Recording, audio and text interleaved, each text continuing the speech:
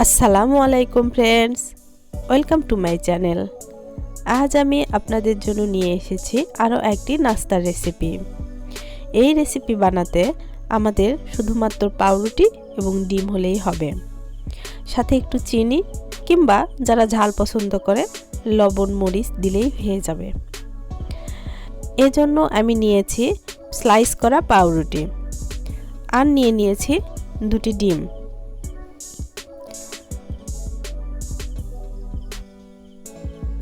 ডিম দুটি ভেঙে আমি এর সঙ্গে চিনি মিশিয়ে খুব ভালোভাবে মিশিয়ে নিব।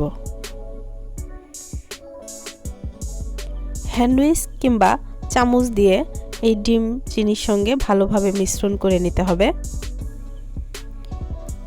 চিনিটা ভালোভাবে মিশা পর্যন্ত আমি এভাবে ফেটে নিব।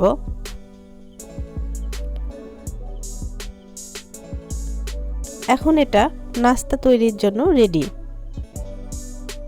চুলায় প্যান দিয়ে আমি তেল ব্রাশ করে নিচ্ছি। আমি এটা খুব কম তেলে ভাজার জন্য চেষ্টা করব। বেশি তেল দিয়েও কেউ ভাজতে পারেন, তবে কম তেল দিয়ে ভাজাই আমি স্বাস্থ্যকর মনে করি। অনেক সময় আমি তেল না দিয়েও আমি ভাজি।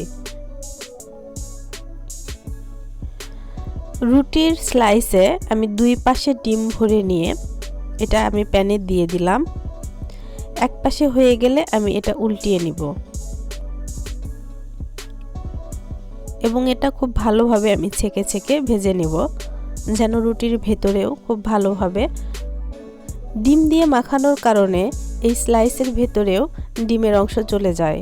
যদি এটা ভেতরের দিকেও না হয় তাহলে এটা খেতে আষ্টে একটা গন্ধ হবে। এই আষ্টে গন্ধ যেন না হয় সেজন্য খুব লো হিটে, অর্থাৎ শুধু প্যানটা একটু গরম হলেই হবে, এই অবস্থায় খুব ছেঁকা ছেঁকা জালে আমি এটা ভেজে নেব। বলে রাখি, এখানে তেলের পরিবর্তে আপনারা বাটার কিংবা ঘিও ব্যবহার করতে পারেন। দেখুন, এটাতে আমি কোনো তেলই দিয়েছিলাম না, শুধু সাইড দিয়ে একটু তেলটা দিলাম, কিন্তু তারপরেও এটা খুব সুন্দরভাবে হয়ে যাবে। আমি এটা মিষ্টি করব বলে এটা চিনি দিয়েই করেছি, আপনারা ইচ্ছা করলে ঝালেরও করতে পারবেন, তবে সেটার জন্য লবণ হলুদ এবং মরিচ মিক্সড করলেই হবে চিনির পরিবর্তে। দেখুন কত সুন্দরভাবে এবং কত দ্রুত এটা হয়ে যাচ্ছে। মাত্র 5 থেকে 7 মিনিটের মধ্যে এটা আমার সব হয়ে গেছে। তবে আমার দুটি ডিমে আমার 11টির মধ্যে 7টি স্লাইস কমপ্লিট হয়েছে, মানে 7টি স্লাইসে খুব ভালোভাবে ডিম এপিট ওপিট ভেজানো গেছে। অর্থাৎ 3টি ডিম হলে আমার 11টি স্লাইস খুব ভালোভাবে ভাজা যাবে। অনেক দ্রুত এই নাস্তাটি করতে আপনারা অবশ্যই বাসায় এটা ট্রাই করে দেখবেন এবং বাচ্চাদের কাছে এটা খুব লোভনীয় একটি নাস্তা। আমার মেয়ে তো খুবই পছন্দ করে। এটা ভাজা এবং সার্ভ করতে করতে আমার অর্ধেক হাওয়া করে ফেলে দেয় আমার মেয়ে।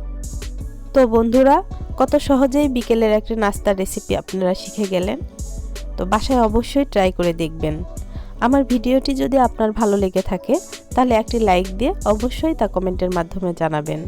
আর এরকম খুব সহজে এবং খুব দ্রুত নাস্তার রেসিপি যদি পেতে চান তাহলে আমার চ্যানেলটি অবশ্যই সাবস্ক্রাইব করে রাখবেন এবং তার সঙ্গে অল নোটিফিকেশন বেল আইকনটি ক্লিক করবেন, যেন আমি এইরকম সহজ এবং ট্র্যাডিশনাল রেসিপি আপলোড করা মাত্র আপনাদের কাছে নোটিফিকেশন চলে যায়। তখন আপনারা খুব সহজেই আমার এই ভিডিওগুলো পেয়ে যাবেন। সো ফ্রেন্ডস, ভালো থাকুন, সুস্থ থাকুন এবং আমার জন্য দোয়া করুন।